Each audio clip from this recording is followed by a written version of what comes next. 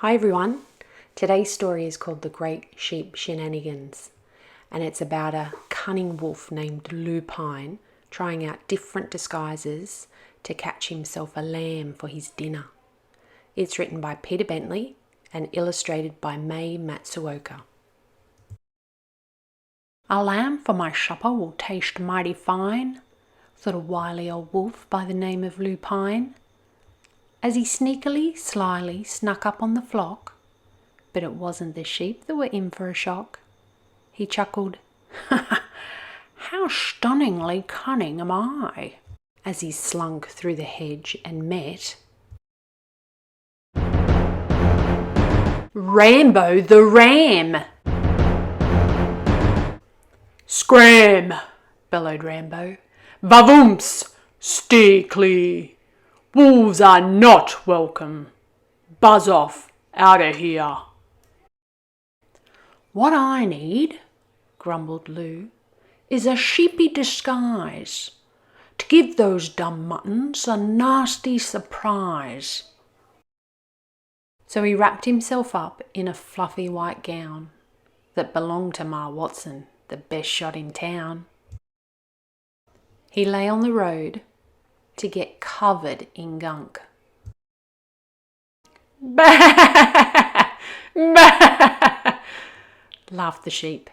"It's an overgrown skunk." At the fair, Lou saw folks eating floss on a stick. "A fleece out of floss? What a fabulous trick!"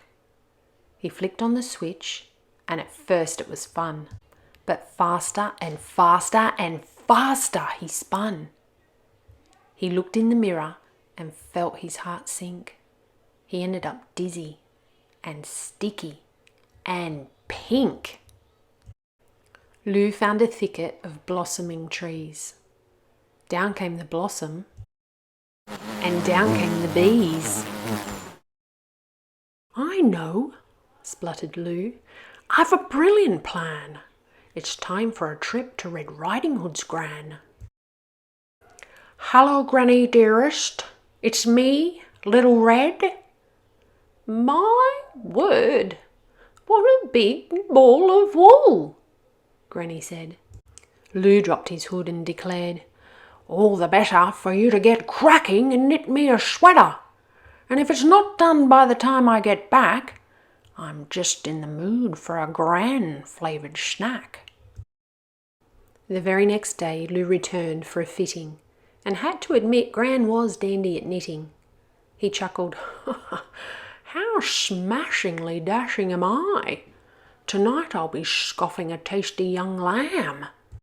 But Gran thought, "He'll pay me for knitting that woolly. I'll play my own trick on that nasty big bully." While Lou wasn't looking, she grabbed a loose thread and tied it at once to the end of her bed. As he slipped through the hedgerow, some ewes standing near looked up at old Lou and said, "Morning, dear. Can you check on our lambs? They're behind that big tree." "No problem," said Lou. "You can leave them to me." "I fooled them," thought Lou. "What a genius am I! Now, shall I have cutlets, or roast leg of lamb, or chop some mint sauce, or even lamb stew, or burgers, or moussaka, or lamb vindaloo?"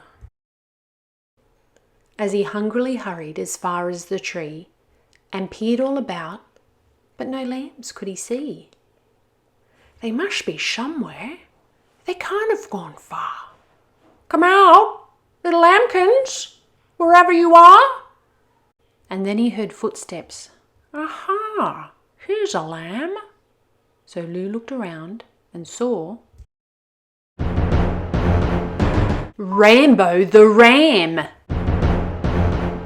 He aimed his big horns at the wolf's derriere and sent him skedaddling up in the air. "Ouch! My behind!" howled Lou as he flew and landed kersplat in a big pile of poo. I think that's the last of the wolf and his whales, laughed Rambo. From now on, we'll smell him for miles. And that's the end of the story. I hope you enjoyed listening to the Great Sheep Shenanigans. Don't forget to subscribe to Storytime Magic with Kylie to stay up to date as I upload new videos. Thanks again for listening.